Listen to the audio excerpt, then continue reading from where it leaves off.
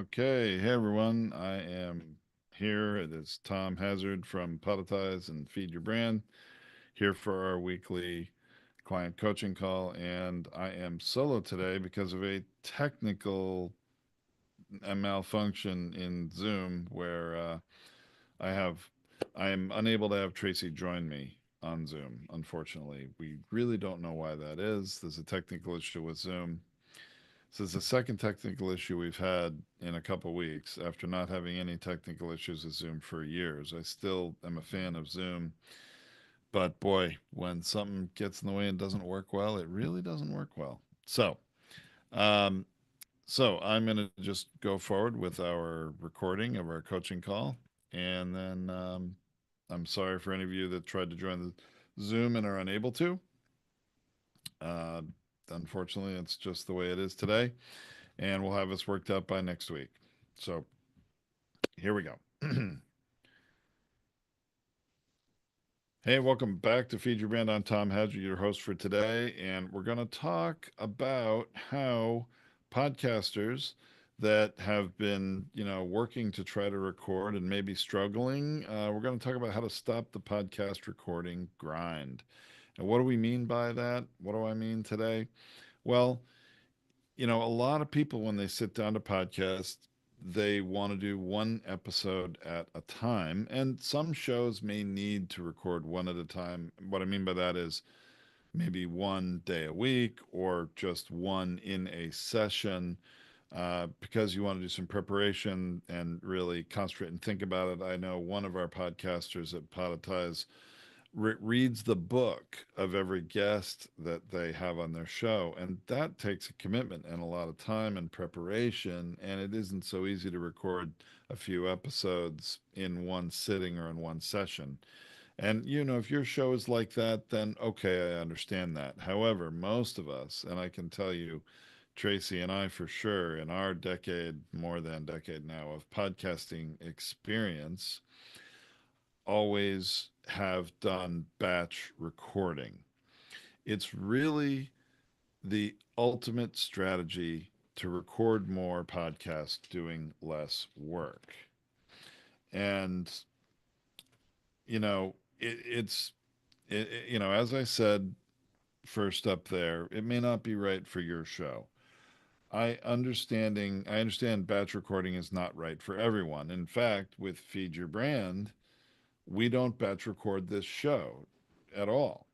So, batch recording for some people, I believe Tracy really doesn't like batch recording. If she were here, she would tell you that because I think she puts a lot of thought and preparation into the guest that she's going to interview. If it's a guest interview or the topic we're going to talk about, and you want to be fully present and focused on it. But in our first podcast, WTFFF, we did batch record and really needed to because we were doing a very large volume of content. We were doing 5 days a week. Now, one of those was an interview episode, and then four were just me and Tracy speaking on specific niche topics in our category, in our genre, and which was 3D printing. Any of you have listened to the show long enough remember that. And so we had different topics we would talk about. And when certainly recording those episodes that didn't have a guest, it was really easy to batch record.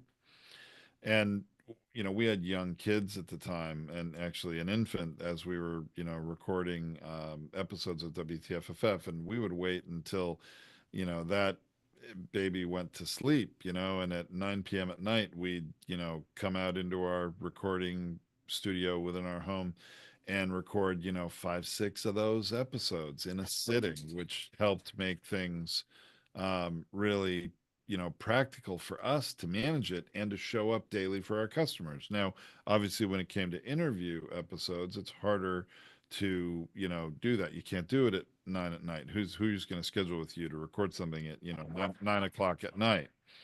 But when you have though when you what you can do and what we did is scheduled one day a month where we're going to record those four interviews. And actually, we would try to squeeze in five or six into if we're taking the whole day to record them and, have at least an hour of recording time for each one and a little break in between.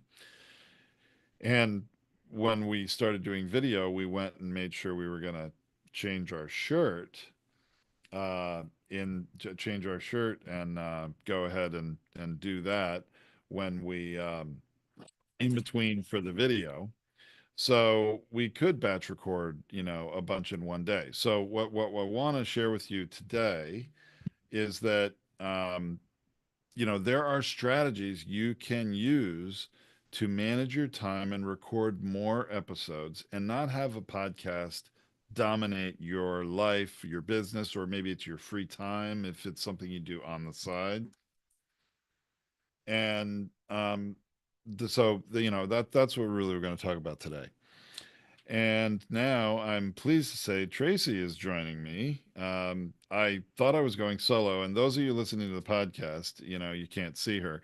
But we record these live and then they come out as a podcast later. Well, we had some technical issues, and I don't mind sharing that with you. And I don't even think we need to edit this out of the podcast. This is the reality of podcast recording. And as I said, this show is not batch recorded. We do it every week at the same time, but we had a technical issue. So thank you for joining me, Tracy. I was, figured I'm going solo, and there you go.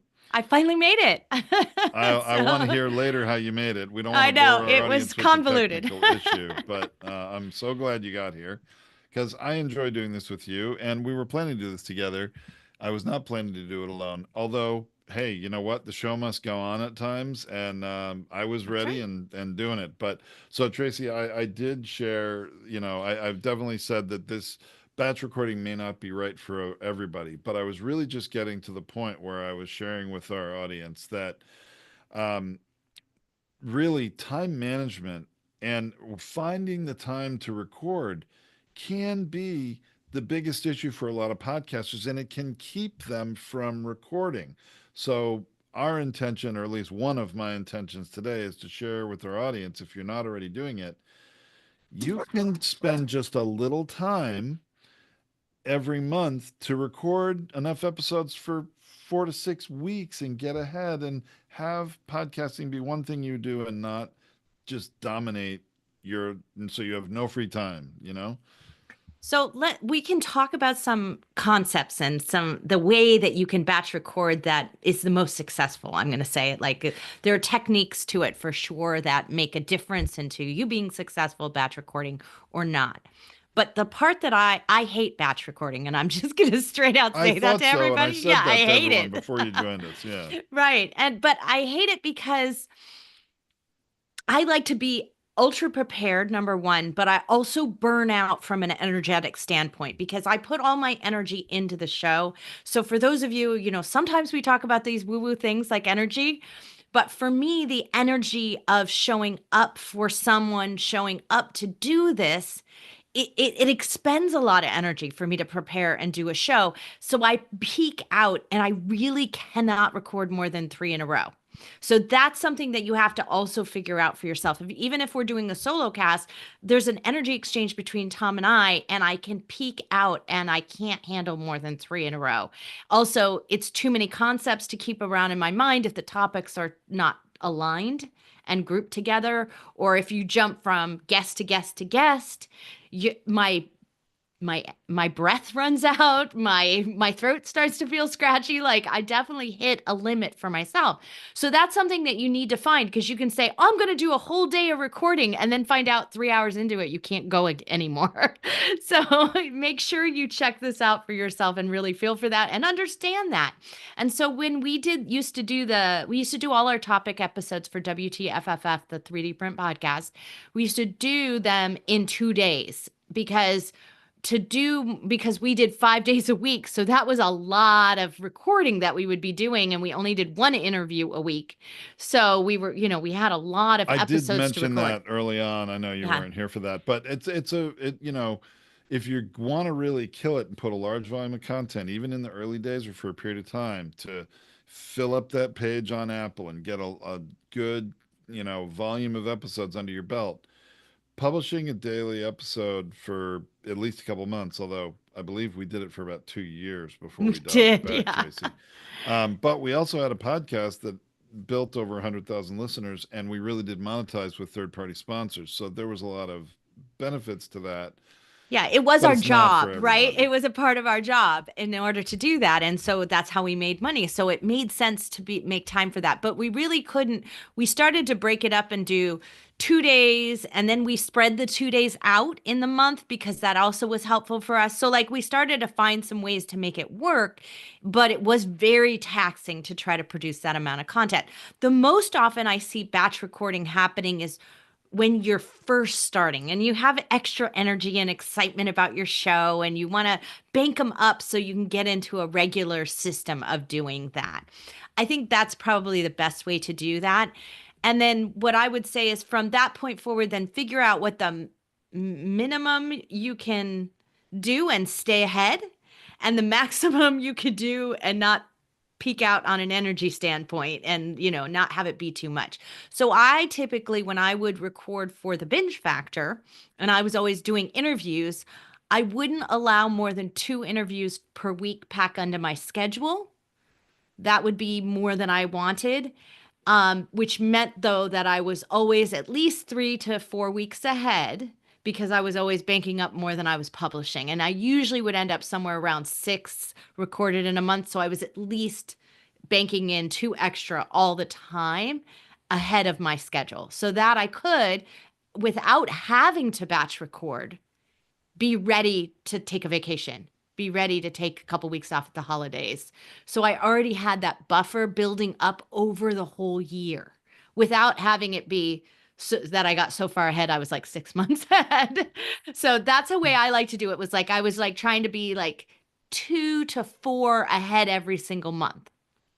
Yeah, now to me, Tracy, that's a little bit different issue. That's not really a batch recording issue. Getting ahead is, I think, something every podcaster should do, unless they're recording theirs live for some good reason, like we are doing this because we show up for our customers every week at the same time. But even if you're not batch recording and maybe you're recording one a week, waiting to launch your show, waiting to publish anything until you've got 4, 8 under your belt, and then do the weekly recording would allow you to take a break. But batch recording, it's really has its advantages in certain key situations. And I wanted to share a couple of those, if that's all right, Tracy. And one of them is Yeah, I just what, want to yeah, clarify what I go ahead. said there, Tom. I wasn't saying that. I was saying for those of you who want to avoid batch recording, Ah, is the that it? banking up extra over time eliminates the necessity to do that for a holiday or for some time off. So, and then also it is not necessarily a strategy for when you're launching, but it is a good idea to double up and do that when you're planning if you don't want to batch record. Okay. Well, let's talk about some situations where it's practical and makes sense. One of those is when you have a co-host. Now, you and I have co-hosted a lot of shows together, Tracy, and we also have customers that are co-hosting. I have several, existing shows that we support that have co-hosts, and those co-hosts need to find time on their schedules to record together. Some do it on the weekends, some will do it in the evenings. Others, like we have one that they really like to record their episodes together, like in person, and they still have a guest remotely with the two of them, right? But when you're going to find time for you to get together with your co-host, whether it's virtually or in person, it's a really good idea to take advantage of that time, that day, that half a day, that evening, whatever it is, and record as many episodes as you can. Because in that situation, it can be a challenge just to coordinate your two schedules. So as long as you've got a day or a portion of a day where you can get together, you want to take advantage of that and record as many as you can. And again, pro tip, especially in this day of video, this day and age of video being so important, which in the early days of WTFFF we were not doing. But now almost everything we record has video, Tracy. And I recommend you change your clothes or at least your top between each episode you record. Otherwise, you're going to have all the episodes for a whole month looking like you never changed your clothes. And that's maybe not the best look. So and I'm speaking for myself as well Right. as, Unless you want potentially to go for others. the I wear the same thing every day. So, it could be Well, the the only model. time I do that, Tracy, is I do regular webinars all the time. Not this webinar, but I mean like a webinar with like a lot of attendees joining. And I do purposely wear the same shirt every time. First of all, most of those people only see me once and don't see me in multiple webinars. But then I can cut clips from different webinars, highlight clips, and it looks like they all came from the same event when maybe they didn't. Right, Right. which you'll want to have a variety as you go forward in your podcast. You'll discover that or your video cast. But here's a couple of things like, okay, co-hosting is in and of itself very challenging. That's a whole episode on its own. I think we've covered it a few times, but Tom and I have gone through this. There's a couple of things that can make this much more productive when you go to batch record as co-hosts. Number one, plan your episodes before you get together to talk about it. Oh, 100%. You If have you to. you will waste a lot of time debating what you're going to talk about and trying to prepare. So it's not a good idea to do that. Make sure you've done that ahead of time. Do a Google Doc between the two of you and like have a bunch of topic ideas. Whatever it is, have your brainstorming session separate from the batch recording session so that you're prepared and anything that you wanted to set up and do. Divide and conquer in terms of the tasks for what need to happen to start to batch record, because what will happen is that you're going to get there and someone's got to now process all those files. Somebody else maybe had to prepare all the bios and all the other stuff that you were going to talk about, or the links, the things that you wanted to share. So make sure that when you do that brainstorm session, you are also saying, oh, this is your to-do list and this is my to-do list. It's going to make it a lot more equal and even, because that's what tends to happen, and where co-hosting falls apart really quickly is when you batch record, you start to get this intensity of where your partner may not be keeping up with the amount of work you're doing. And that imbalance really shows itself in that batch recording situation. What are you saying about me, Tracy? Come on. Now, seriously though, you can't. The other thing is, we also do see in Coast, just another little pro tip. If you're trying to really make sure the effort is completely 50-50, I think you may have an unrealistic expectation. There's always certain things one person is better suited to than the other. And Tracy and I always say we don't strive to achieve balance, we strive to achieve harmony, meaning something that works, but it isn't, we're not keeping score. I did this, you need to do that. But everybody But should contribute. But if your job is to process all the episodes and load them up into the portal, into Poditize's portal or whatever you're using, and your job is to take all those recordings, download them, get them up there, or your job is to edit all of those recordings, the pressure on you when you have a batch is high.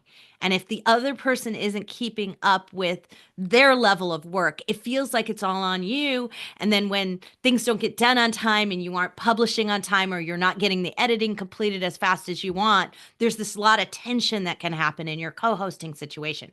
That's why I don't like batch recording. This is why I'm saying it, is because it dumps a lot on one person to do that portion. Now, you got an assistant, you got this all worked out, you've got a system for it. You're going to feel so much better about this.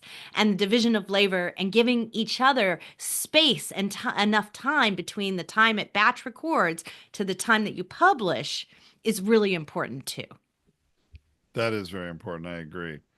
Another pro tip I want to share, and this is true regardless of if you're co hosting or solo hosting, okay? So this is for everybody. I really do recommend you have a document to prepare yourself, and if you have a co host, to prepare each of you.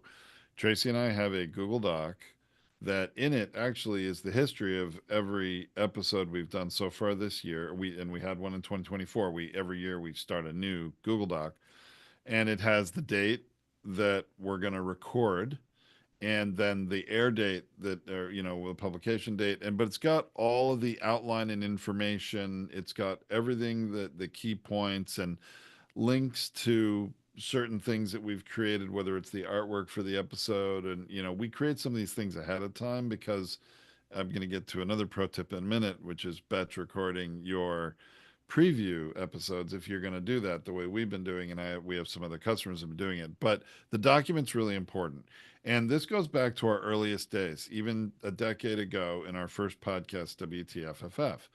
We had a document prepared for every episode that not only covered the key points we wanted to discuss, or if it was an interview episode, information about the guest and their bio that each of us would review ahead of time. We would put some opening, an opening question we wanted to ask, and maybe some potential other questions, which we would often deviate from in the moment, depending on what happened in the interview. And there's a whole nother episode about that, how to structure the best interview questions, and another one on asking the best opening interview questions. But the point is, this is all memorialized in a document. And when you are going to record multiple episodes in a session, batch recording, very important that before each one, you're going to take 5 minutes. You're going to review this document, get your head straight about what it is you're going to talk about or who you're going to interview.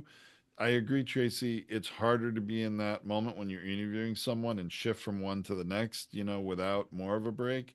And some people may say that's not for me, and that's fine, but it can be done. And we certainly did it. Certain days would be interview days, other days would be the solo cast days, but you always had a document to refer to, never scripting it, just have an outline of key points, give you that roadmap so you can go through. And we have one for today's show, and we have them mapped out for going into the next month. And that's one important tool that'll help you do this. Yeah, and I want to remind you again. I said divide and conquer before, right? This is a case.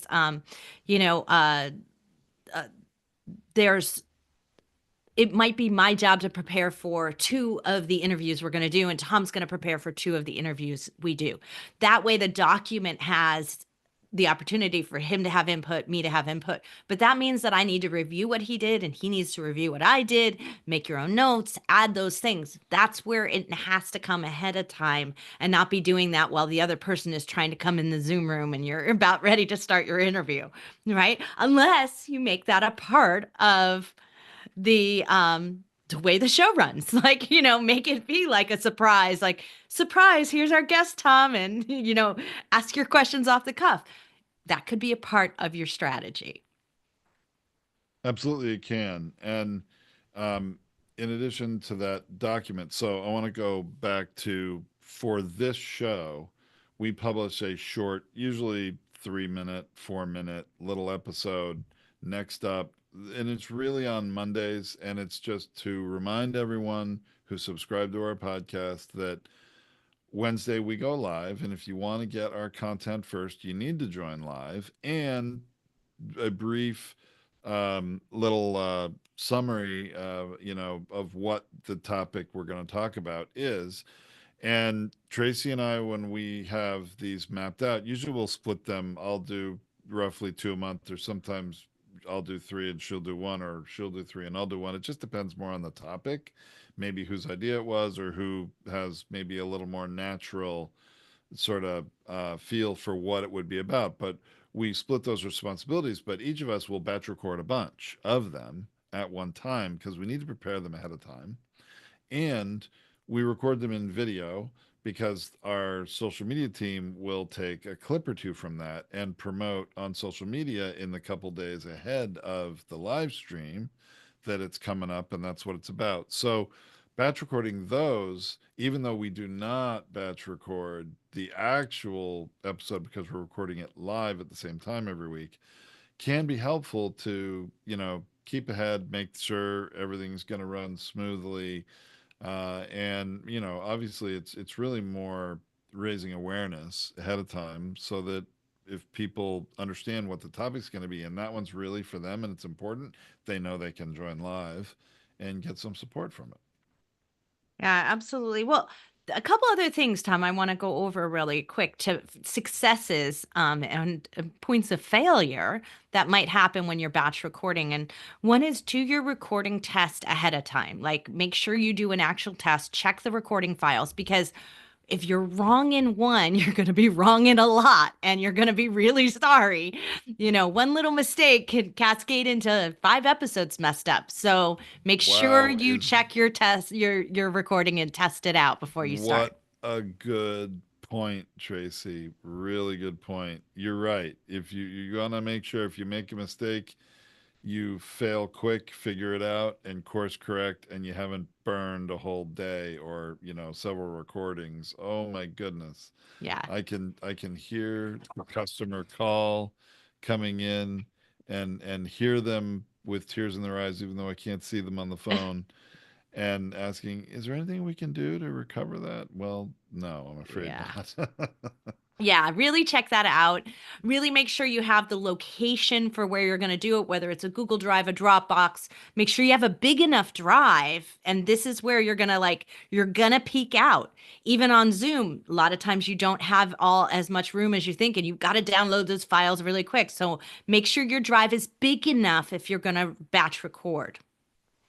Yeah, those with use Zoom, and I know not everybody does, but a lot of people do. You have a storage limit, and it is going to auto delete at some point. So get them off of there, save them in another cloud service or on your local computer. Please don't lose those recordings. Yeah, I've rarely seen it. Zoom is pretty forgiving. I've rarely ever seen it where if you recorded a bunch in one day, that they would just send you a notice saying you're over space, delete, do something, but they're not going to shut you down. But then files are going to start automatically heading into your trash, and you'll only have so many days to recover that. So make Yeah, sure you get it. I mean, you're right. Zoom is forgiving in that they'll leave in the trash for about 30 days. But I'll tell you, Tracy, I've met a lot of podcasters that live in procrastination nation, and they don't get to the point of downloading all those and getting them to their producer or downloading their own machine if they're editing it themselves. They get so busy, and then there gets to be this, uh-oh, when they go to look for that file and it's gone. I mean, there will come a point where it's no longer there, no longer recoverable. So please don't procrastinate. Yeah, and there's lots of really great tools. I know I'm talking a little bit too much tech here, but there's Dropbox integrations where it will automatically go from Zoom to Dropbox. You can put an alias of your Google Drive that's in the cloud and save files to your computer, but it's actually saving into your Google Drive. Like there's a whole way to hack all of that.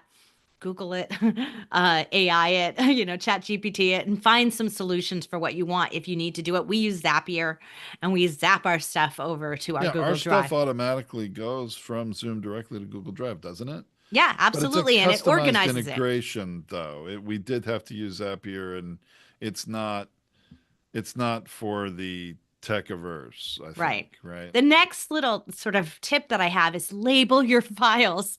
So Oh, turn your recordings on and off. Make sure you close Zoom, start it back up again, whatever you're going to do if you're going to record like that, because otherwise you spend a lot of time going through because sometimes the numbering's not in order, or you start one and then you end it and you trash that one. Let me start again. And you don't remember which one's which, and you will delete the wrong file. You'll miss it. So okay. label them immediately. Label them immediately, but also another pro tip when you're using, I don't care if it's Zoom, Riverside, Zencaster, whatever you're using, when you're recording your episodes in a system that's a remote meeting type of a system, and all those ones that I mentioned don't have to be used for meetings at all. You could record solo casts in them, but you have a session you start to do it. Stop in between. Stop the session. Don't just stop the recording and start another one, because that's where you're going to get all these recordings in one folder that are from different episodes. And that's going to make that, yes, Tracy, that file labeling and naming very important, but it's going to be more confusing. You got to go and play it and listen to it. Which one was this? Watch it. What's the, oh, yeah. And then it Yeah. gets very confusing. So if you start a new session every time for each episode, even if that session's folder, when it's saved, has no identity to the episode, each episode will be isolated in a separate folder. And that makes it much easier to know what files are what and to reorganize them. Yeah, absolutely. And then this is where you when you do a bunch of batches, and I'm always been the one who does them, who loads all the episodes up. you will make copy and paste errors. I'm just telling you, it will happen. You will think you saved your new file drive, and when you go to drop it into the portal to send it to our team to publish or send it to uh, your audio file and upload it, you'll upload the wrong one because you copy and paste it. So double check everything when you're publishing or submitting into a form or for publication any episode. Double check all the files, folders, the links, because you will make these errors. It just invariably happens. Yes, it does, Tracy. And a related, um, I would say, suggestion that I have for all of you is because I just had this happen with a customer of ours recently. They recorded an episode that had multiple cameras, and there were multiple devices that recorded audio in this studio situation. And not everybody records live in a studio, but this particular one was. And they just gave a link to a Dropbox folder that had everything in it, everything in one Dropbox folder, but didn't really label what a lot of these things were and what was important and what wasn't. And the problem was the system they used to recorded many multiples of the audio for the episode that were so unnecessary, and it confused the production staff. And no matter who you use for production, just giving them a folder of all the stuff and saying, well, it's all there, you figure it out, it's probably going to cost you a bit of money and their time figuring that out and trying to, just even having to download. Think about this. It was like a dozen files that were like the same thing recorded a different way, and each one was 125 megabytes. So 10 files, they got to download a gigabyte worth of stuff to go through it and figure it out. Whole lot of wasted time and effort that's probably going to cost you too much money. So I recommend you go into it yourself, figure out what's the one or two or three most important files that are needed. There's a lot of redundancy with a lot of these programs. So again, this was not a batch recording situation, but I think it can become a batch recording nightmare if you don't do as Tracy suggested and keep it organized and only give your producer the files that they need. So when we send out a microphone and help someone learn how to podcast and start the recording, we have a checklist that we send them. And the checklist, this is the only time I recommend really using it. You think you got this covered because you podcast all the time and you got this all going. But when you do one after another, you're going to forget something. I guarantee it. And many times, the only time we have ever forgotten to turn on the on off button for recording is batch recording. So it's one of those things on the list. So there's a cycle of things, especially if you're turning on a camera, turning on a microphone, turning on the computer, like, you've got multiple things you're turning on.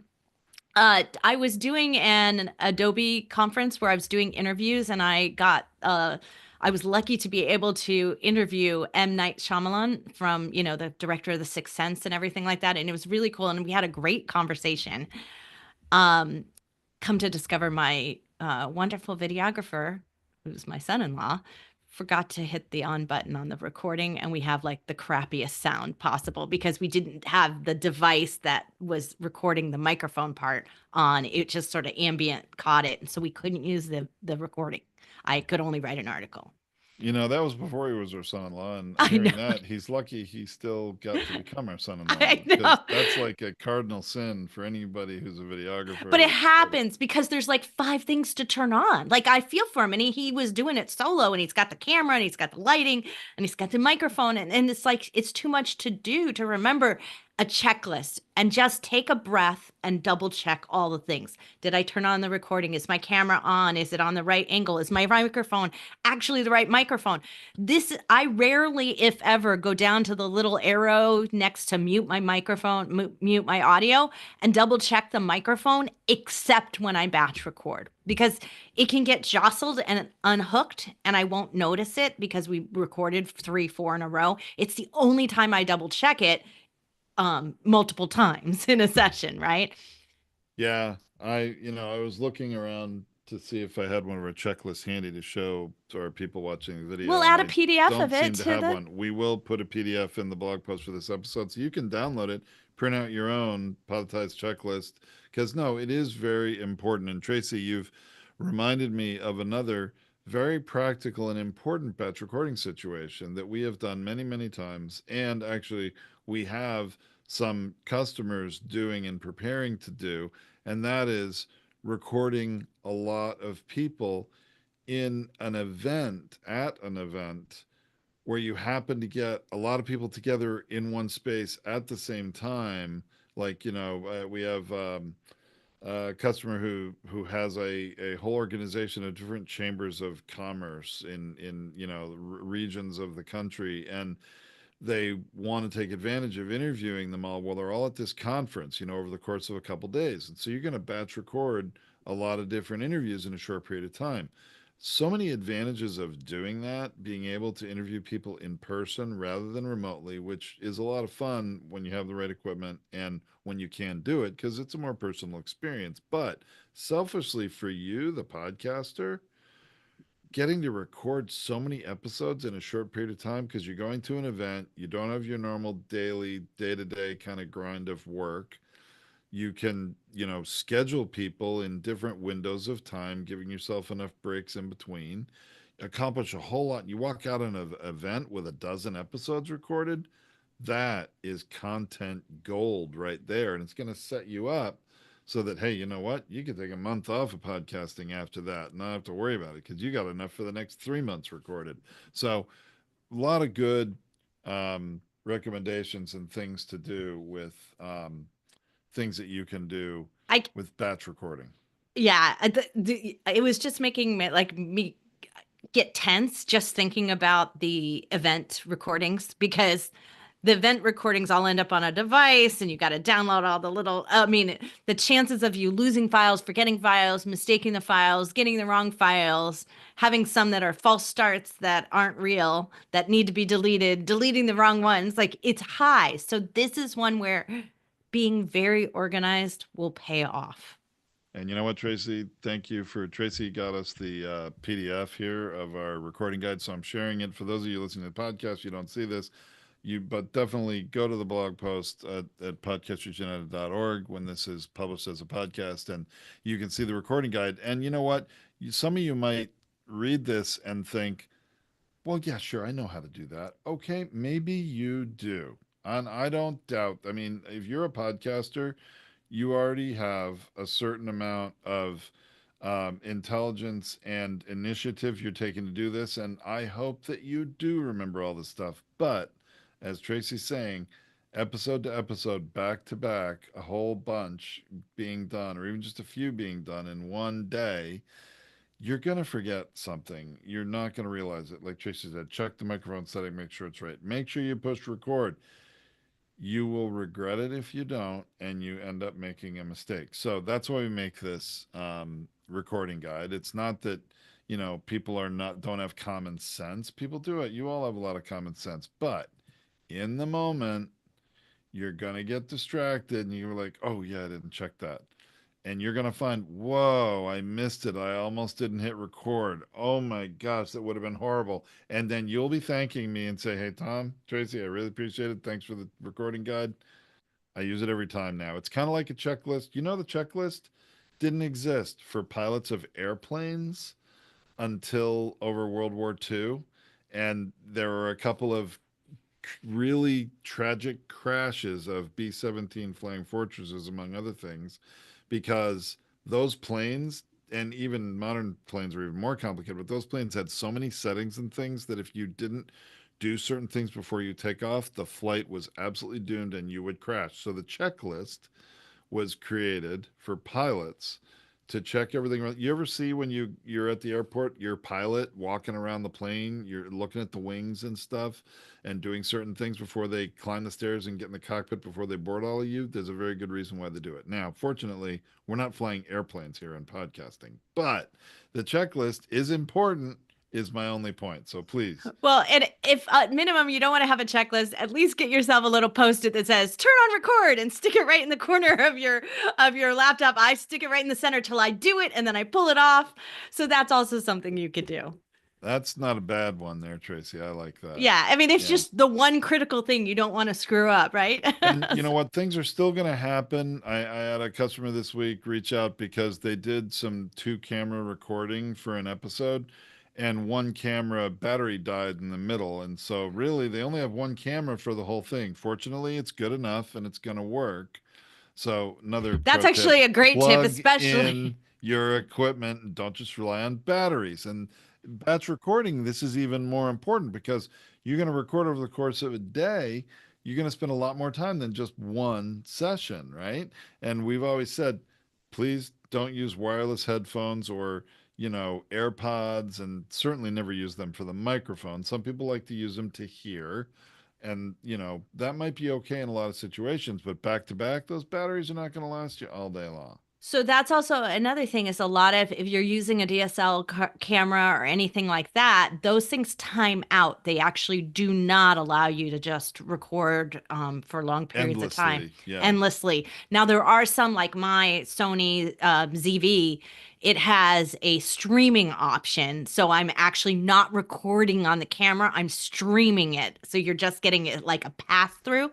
But I did have to hack and hook it up to permanent power in order to do that. But still, I discovered that it overheats. And so you have to set the temperature high on it to allow it to stay as long as it can. But invariably, if I use it for an entire week and do my many, many recordings over the course of the week, I will always have to reset it. So if I were to do it in one day, I may have to reset it twice in the same day. So the point here is be aware of your equipment and make sure that you have set yourself up for success, or more importantly, preventing unintended landmines you're going to trip over and blow everything up, right?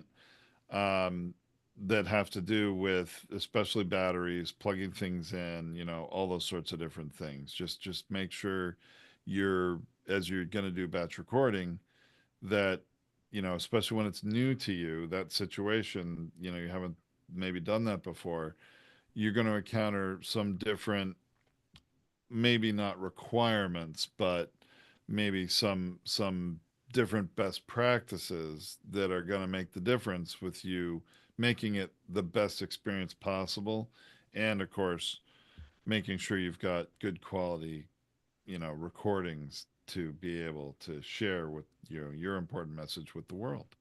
Absolutely. So, one last thing before we go and end this, I wanted to make sure that well, I said earlier that it's a good time to do batch recording is when you're banking up to launch your show. However, I do not want you to start with batch recording as the very first 3 episodes that you record. Try your first 3 episodes without batch recording it or, taking it a little easier on yourself because the stress of batch recording and all these other things that we talked about, like I said, you are just getting your feet wet. Give yourself an opportunity to ease into the water, get used to the temperature, make sure it's what you want, test some of these things out, and then you'll find where your points might happen. It's like, oh, my microphone was not as stable as I thought it was. My camera kept turning off. It's not going to be happening and feel like you're pressured for the time slot that you've given yourself. So Tom and I always recommend starting your first 3 episodes that you record an interview first. So just make a Zoom meeting, do it like you normally do. Just make sure your recording's on, make it simple. Then record your most important topic, the thing that you want to get your message out, as long as you're going to do some solo shows. If you're never going to do that, then skip that. But record an introduction episode. Record something about me, what I'm going to be about, what the show's going to be about, and do that as your third one. That's kind of the way we recommend it. Or do 2 interviews and then do that episode. Give yourself a couple of easing in before you do that introduction. It's like writing an introductory chapter. You start there and sometimes you find out the rest of the story doesn't go the way you intended it to. It's easier to write your introduction a little later. That's what we recommend. Then try batch recording, right? After you've gotten those first 3, you've worked out the bugs, then try batch recording and see if you like it. It might not be for you. It wasn't for me, but that's okay. It's, you gave it a shot. Because if you do like it, it's very, very efficient. It's very interesting. I don't remember you expressing quite that emphatically in the past how much you don't like batch recording. I'm curious, is that an opinion you formed after us doing it for years? Because we did it for years. Yeah, because my work was always on the very front end and the very back end of everything. So it meant I had hours and hours of work on either side of everything. And so then it just was too intense for me. And it just took a toll over the years of doing that. That I really, when we structured the way this show works, I'm happy for it being live because it means I prep up and I do prep up months in advance, a whole month in advance. Like we'll have all of May now scheduled into the event portal, and the descriptions will be written, the images will be created, all of that will be done at once, but the recording of it then is a lot easier, and the post processing. So I didn't create a situation where it's heavy on both sides. It's only heavy on the front end for me now, and the back end is easier. So that's really it, is because the technical work was on me. Makes a lot of sense. I can understand that. And, as I've recorded podcasts or episodes for a podcast that was just of a personal interest for me, I found it pretty easy to batch record the stuff, and I preferred it that way because I sort of had a progression from episode to episode, and it was almost like a story arc that was happening across episodes. And the other one is where I was more playing your role, co-hosting another show with another individual who would never have shown up to record had it not been one a week that we scheduled at the same time every week, and we're both early birds, and we did it really early in the morning before our work days That's got in the way. That's a great point right there. If you're not aligned in your time slot, it's even going to be worse from an energy level. So if like Yeah. we had to record early morning, and I'm not a morning person, and Tom absolutely knows that, that would have been like too much for me energetic.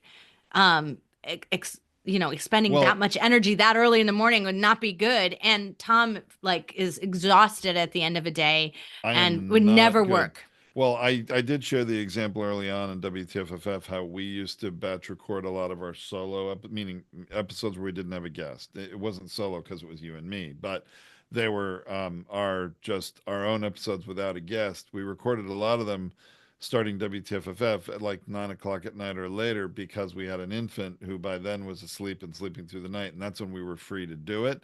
That was very hard on me because at 9 p.m. at night, my brain is not as its best. And I had to really suck it up and make it happen and try to have that energy.